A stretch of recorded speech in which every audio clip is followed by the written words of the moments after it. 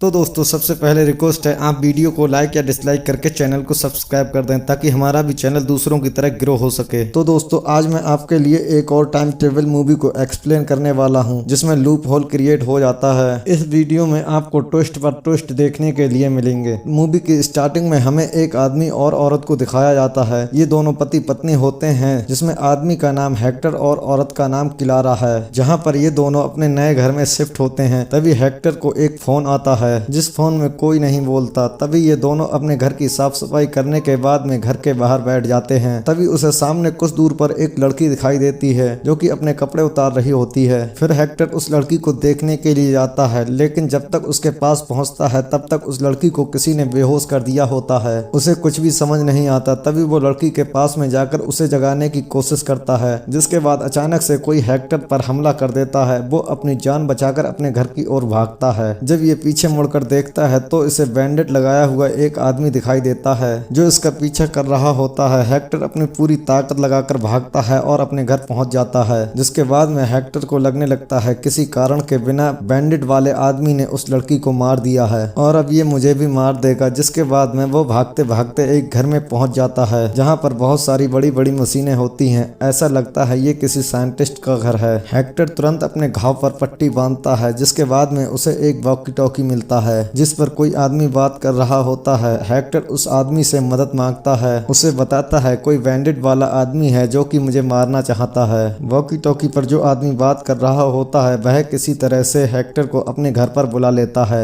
यहाँ पर भी वो देखता है कि बहुत सारी बड़ी बड़ी मशीनें हैं। जिसके बाद हेक्टर उसे थैंक यू बोलता है और घर के सारे दरवाजे खिड़कियों को बंद करने के लिए कहता है। ये आदमी एक साइंटिस्ट होता है जिसका नाम जॉय है। जॉय हेक्टर से कहता है कि तुम जल्दी से इस मशीन में छिप जाओ। जॉय हेक्टर से कहता है कि वो मशीन को किसी भी कीमत पर नहीं खोल पाएगा। तभी बैंडेड वाला आदमी खिड़की पर आ जाता है। तभी हेक्टर बिना कुछ सोचे समझे अपनी जान बचाने के लिए उस मशीन के अंदर बैठ जाता है। कुछ देर बाद हेक्टर को होश आ जाता है। जैसे ही वो मशीन से बाहर निकलता है तो जॉय उसे देखकर चौंक जाता है। बाहर दिन निकल चुका था। हेक्टर को लगता है कि वो पूरी रात इसी मशीन में सोया हुआ था, लेकिन ऐसा नहीं था। जॉय हेक्टर से पूछता है कौन हो तुम और मेरी मशीन में कैसे आए। जिसके बाद हेक्टर कहता है कल रात को तुमने मुझे वॉकी टॉकी के जरिए यहाँ पर बुलाया था और तुमने ही मशीन में छुपने के लिए कहा था। तो जॉय कहता है कि ऐसा नहीं हो सकता। लेकिन हेक्टर जब अपनी दूरबीन से अपने घर के तरफ देखता है, लेकिन दोस्तों जो हेक्टर अपने घर की तरफ देखता है उसे देखकर हेक्टर को भी यकीन नहीं होता। सामने एक दूसरा हेक्टर अपनी पत्नी के साथ में घर की साफ सफाई कर रहा होता है। जिसके बाद में जॉय तुरंत समझ जाता है कि उसके द्वारा बनाई गई टाइम मशीन वर्क कर रही है। बाद में जॉय हेक्टर को बताता है कि तुम टाइम मशीन के जरिए अपने टाइम से पीछे आ चुके हो। लेकिन अपना हेक्टर तो सीधा साधा ठहरा। उसे उसकी बातों पर बिल्कुल भी विश्वास नहीं हो रहा था। फिर हेक्टर अपने ही घर पर फोन करता है। दूसरी तरफ से फोन उड़ जाता है। अब हेक्टर को भी यकीन होने लगा था कि वो टाइम से पीछे आ चुका है। दरअसल ये फोन उठाने वाला दूसरा हेक्टर था जिसने घर पर आते ही फोन उठाया था। तभी हेक्टर सोचने लगता है कि अगर ये आज वाले हेक्टर को मार देता है तो ये अपनी बीवी के साथ में रह सकेगा। अब जो टाइम ट्रेवल करके आया है हम उसका नाम हेक्टर 2 रखते हैं। हेक्टर 2 हेक्टर 1 को मारने की प्लानिंग बनाता है और उसे मारने के लिए उसके घर जा रहा होता है। तभी उसे साइकिल पर वही लड़की दिखती है